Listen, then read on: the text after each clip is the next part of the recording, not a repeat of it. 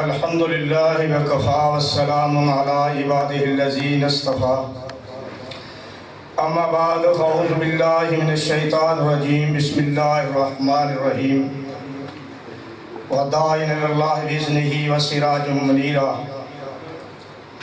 اللہم صلی علی محمد وعلی آل محمد کما صلیت علی ابراہیم وعلی آل ابراہیم انک حمید مجید اللہم بارک علی محمد وعلی آل محمد کما بارکت علی ابراہیم وعلی آل ابراہیم انک حمید مجید۔ تیری پرواز کے تو لہو قلم تک پہنچا،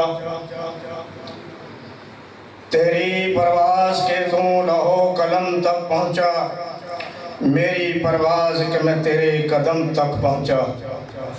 معززین سامعین کرام، انتہائی ادب کے ساتھ دعا ہے اللہ رب العزت جب تک ہمیں زندہ رکھے اللہ اسلام والی زندگی نصیب فرمائے۔ آخر جو آیا ہے اس نے جانا ہے۔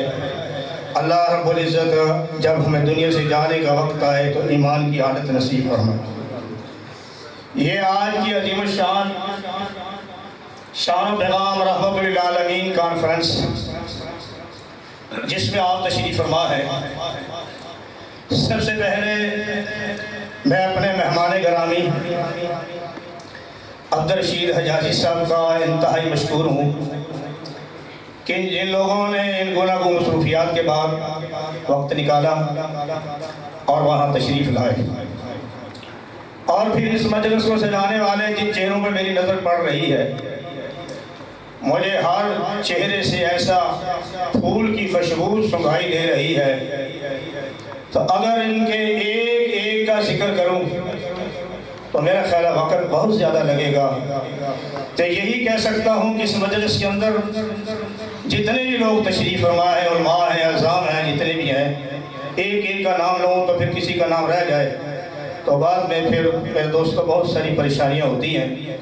تو اللہ سے دعا کرتا ہوں ان سب کو جو گلستان آج یہ گلدستہ آپ نے یہ بنایا ہوا ہے، ہر وقت بے فکر کا آدمی اس کے اندر تشریف فرما ہے، اور آئندہ بھی دعا کرتے ہیں اللہ ہر ایک کو مل بیٹھ کے ایک دوسرے سے فکر کرنے کی توفیق عطا فرمائے۔ اور جس مجلس میں بیٹھے ہیں یہ مجلس سیرت نہیں ہے بلکہ عبادت بھی ہے، عبادت نہیں بلکہ آپ کے روحانی غذا بھی ہے۔ اللہ اس کو، اس کا بیٹھنا، جتنا اٹھنا، جو اس کا سب کو اللہ ہمارے اس آخرت کا ذریعہ بنا دے۔ اور پھر یہ بات بھی میں بہت ناانصافی کی ہوگی، تھوڑے سے وقت میں قلیل سے وقت میں یہ عبدالوہاب ربانی صاحب نے ان کی محنتوں کو متبریک سلام پیش کرتا ہوں کہ جنہوں نے رات دن ایک کر کے اس مجلس کو سجایا، اور جو آپ سامنے نظر آ رہی ہے، اگر ان کا میں شکریہ ادا نہ کروں تو میرا خیال ناانصافی ہوگی۔ اللہ سے دعا ہے ایسے نوجوانوں سے اور کام اللہ لینے کی توفیق عطا فرمائے۔ اللہ رب العزت کے پیغمبر جناب محمد کریم صلی اللہ علیہ وسلم اس دنیا کے اندر سب سے پہلے نبی کریم صلی اللہ علیہ وسلم نے اللہ کی وحدانیت کو نہیں منوایا، اپنی رسالت کو نہیں منوایا، بلکہ سب سے پہلے اللہ کے نبی صلی اللہ علیہ وسلم نے اپنی صداقت کو منوایا۔ اللہ کے نبی صلی اللہ علیہ وسلم کوہ صفا پہ کھڑے ہو جاتے ہیں اور فرماتے ہیں، او لوگوں، میں نے 40 سال کا زمانہ تمہارے اندر گزارا، تم نے ہمارا بچپن بھی دیکھی، جوانی بھی دیکھی، یہ 40 سال کا زمانہ تو کم نہیں ہوتا، بتاؤ تم نے میری جوانی اور بچپن کے اندر میرے کپڑے اور جسم پہ کوئی داغ اور نشان تو نہیں دیکھا کہ بچپن کے اندر بھی کچھ ہو سکتا ہے؟ لیکن سب نے یک زبان ہو کر، وہ پرائے تھے اپنے نہیں تھے، سب نے یک زبان ہو کر یہی سوال کیا، اور اللہ کے رسول کو جواب دیا کہ محمد بن عبداللہ رضی اللہ صلی اللہ علیہ وسلم، ہم نے جب بھی آپ کو دیکھا صادق اور امین پایا۔ ایسی فاصل کوئی آدمی دنیا کے اندر کوئی تاریخ نہیں ہے کہ جو اپنے آپ کو 40 سال کی زندگی لوگوں کے سامنے پیش کر سکے۔ ہم ایک سیکنڈ اور منٹ بھی اپنا کسی کے سامنے پیش نہیں کر سکتے۔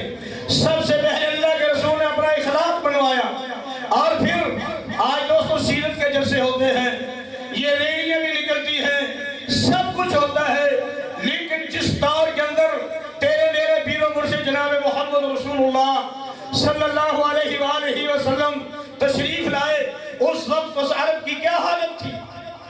ایک آدمی جا رہا ہے، راستے میں خون پڑا ہے، اس خون کو ہی چاٹنا شروع کر دیتا ہے۔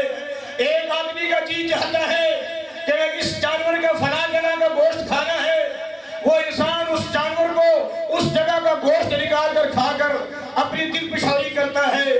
اور دوستو، زندہ دور بیٹیوں کو زندہ دور کفن کیا جاتا تھا، بتوں کی پوجا عام ہوتی تھی۔ آپ سمجھتے ہیں کہ معاشرہ اتنا بگڑا ہوا تھا کہ اس معاشرے کے اندر صرف 3 عالم موجود تھے، 3 عالم موجود تھے، اور 3 عالم اتنے بگڑے ہوئے معاشرے کو ان کے بس کی بات نہیں ہوتی وہ ٹھیک کریں۔ آج ہمارے گلی گلی کے اندر، گھر گھر کے اندر علماء کی کثیر تعداد موجود ہے، لیکن دوستو ہمارا معاشرہ کس قدر بگڑ چکا ہے۔ اور اتنے بگڑے ہوئے معاشرے کو جہاں اللہ کا نام لے کر لینا کوئی میرے دوستو بھول کر نہیں لینا چاہتا تھا، کسی نیکی کو نیکی کا، برائی کو وہ اپنی نیکی سمجھتے تھے۔ شراب خور عام تھے، جوئے خور عام تھے، سود عام تھا، کائنات کی ساری برائیاں ان کے اندر موجود تھی۔ اس دور اس معاشرے کو درست کرنے کے لیے، اس کو سنبھالنے کے لیے، اس دنیا کا ایک رہنما بنانے کے لیے اللہ رب العزت کو آسمان کے بیٹھے ہوئے غیرت آئی۔ اس معاشرے کا اگر کوئی صحیح کر سکتا ہے تو ایک ہی ذات ہے جس کا نام محمد رسول اللہ ہے۔ آپ آئے، آپ نے آ کر اس معاشرے کو سدھرایا، اور اسی لیے دنیا کی بڑی بڑی نعمتیں، توجہ، بڑی بڑی نعمتیں اللہ نے آسمان ہمارے لیے نعمت بنایا، زمین ہمارے لیے نعمت بنائی، یہ دریا مجسن ہمارے لیے بنائے، سمندر بنائے، چاند بنائے، سورج بنائے۔ اور دوسرے میں جاؤ، اپنی تھوڑی سی چھوٹی سی باڈی پہ دیکھے، اس پہ اللہ نے ہمارے اوپر کتنی نعمتیں سدائی۔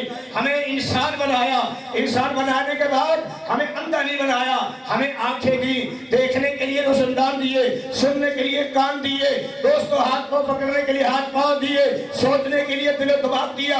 یہ بہت بڑی نعمتیں ہیں، سب نعمتیں ایک طرف، لیکن دوستو یہ سمندر، یہ چاند اور سورج والی نعمتیں ایک طرف، اللہ نے یہ سب آپ کو چاند دیا، سورج دیا، یہ سب چیزیں دیکھ، لیکن کسی کا آپ پہ احسان نہیں جتلایا، کسی کو آپ کے اوپر احسان نہیں جتلایا۔ لیکن جب محمد کریم صلی اللہ علیہ وسلم والی نعمت عطا فرمائی تو کیا فرمایا؟ اللہ اکبر، اللہ اکبر۔ اللہ فرماتے ہیں مومنو، اللہ اکبر، میں نے تمہیں ایک ایسی نعمت دی، اللہ اکبر، اللہ اکبر، کہ ایسی نعمت، ان ساری نعمتوں کو ایک طرف رکھ دیا جائے اور محمد اکیلی والی نعمت ایک طرف رکھ دیا جائے۔ اللہ اکبر۔ تو دعا کریں اللہ اس نعمت کو، جب اللہ کے رسول آئے، لقد من اللہ علی المؤمنین، ہم نے مومنوں کے اوپر احسان کیا۔ دوستو توجہ فرمائیں، یہ احسان کس پہ ہوا؟ کس پہ ہوا؟ شراب خور مومن ہوتا ہے؟ توجہ فرمائیں، زنا خور مومن ہوتا ہے؟ سود کھانے والا مومن ہوتا ہے؟ غیروں کا پجاری ان کے در کو چھوڑ کر مومن ہوتا ہے؟ پیغمبر کی حدیث کو چھوڑ کر غیروں پہ عمل کرنے والا وہ مومن ہوتا ہے؟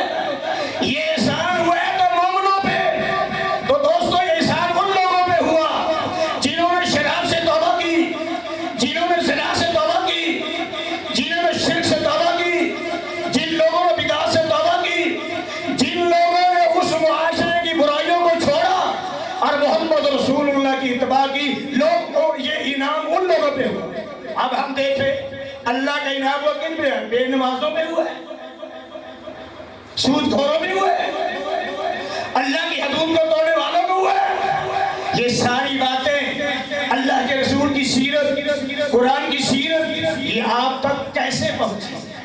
کیسے پہنچی؟ توجہ فرمائیں، اگر صحابہ اکرام رضوان اللہ اجمعین صحیح نہ تھے، آپ کا عقیدہ درست نہیں تھا، تو پھر یہ بتائیں یہ آپ کے پاس جو اسلام آیا ہے، یہ قرآن کریم آیا ہے، نبی کی سیرت آئی ہے، یہ دین آیا ہے، یہ کس کے ذریعے آیا؟ یہ کس کے ذریعے آیا؟ وہ بتا سکتا ہے؟ یہ سارا دین صحابہ کا ذریعہ ہے۔ اگر صحابہ کرام رضوان علیہم کو ہم کہتے ہیں کہ انہیں علم نہیں تھا، وہ صحیح مسلمان نہیں تھے، وہ نبی کے وفادار نہیں تھے، تو بتاؤ پھر ہمارا دین کہاں ہے؟ جب صحابہ شہادی صاحب جب صحابہ ہی نہیں تھے تو ہمارا دین کہاں سے صحیح ہے؟ تو میں اللہ سے دعا کرتا ہوں، اللہ رب العزت کا حق ہوں، ہمیں جیسے شان رسول اللہ صلی اللہ علیہ وسلم کی عزت سے پیار ہے، ایسے ہی ہمیں صحابہ سے پیار ہے، ایسے ہی ہمیں اہل بیت سے پیار ہے۔ ایک چھوٹی بات عرض کے اپنی بات کو ختم کرتا ہوں۔ ایک صحابی رضی اللہ تعالیٰ عنہ، عبداللہ بن مسعود رضی اللہ تعالیٰ عنہ، ایک دن درخت پہ چڑھے ہوئے ہیں، صحابہ نیچے ٹھہرے ہیں، کھڑے ہیں تو ہنس رہے ہیں، مسکرا رہے ہیں۔ پوچھنے کی وجہ بتائی کہ عبداللہ بن مسعود کی ایک پتلی پتلی پنڈلیاں جیسے ٹٹیر تھا بریک سی پنڈلیاں، یہ بھلا کیا ہمارے ساتھ کرے گا؟ یہ بھی تو ساتھی اللہ نے بنایا ہے۔ لیکن کیا ہوا؟ عبداللہ بن مسعود رضی اللہ تعالیٰ عنہ اپنے پیغمبر جناب محمد رسول اللہ صلی اللہ علیہ وسلم سے جا کہتے ہیں، اللہ کے رسول یہ میری پنڈلیاں دیکھ کر ہنستے ہیں کہ یہ بھی تو اللہ نے بنائی ہے۔ اللہ کے رسول فرمایا، صحابہ بات سنو، تم اس مسعود بن عبداللہ بن مسعود کی پنڈلیوں کو دیکھ کر مسکرا رہے ہو کہ یہ پتلی پتلی پنڈلیاں، سنو ختم نبوت سے آواز نکلتی ہے۔ آپ فرماتے ہیں، اے صحابہ، اگر ایک طرف زمین اور آسمان اور چاند کائنات کی ساری چیزیں رکھ دو اور عبداللہ بن مسعود کی پنڈلی کو ایک طرف رکھ دو، یہ ان سے سب سے بڑھ جائے گی۔ کیوں بنا؟ وہاں یہ پنڈلیوں کی طاقت نہیں ہے، جسم کی طاقت نہیں ہے، فرمایا ان کا ایمان اتنا مضبوط ہے کہ ان سب سے اس کے سبقت لے جائے گا۔ اللہ سے دعا کرتا ہوں، اللہ رب العزت کا حق ہوں، ہمیں سیرت نبی پہ چلنے کی توفیق عطا فرمائے۔ جو نبی پاک صلی اللہ علیہ وسلم ہمارے لیے نمونہ چھوڑ کر گئے ہیں، جب تک ہم اس کو نہیں اپنائیں گے، خدا کی قسم کبھی مومن نہیں ہو سکتے۔ وآخر دعوانا الحمدللہ رب العالمین۔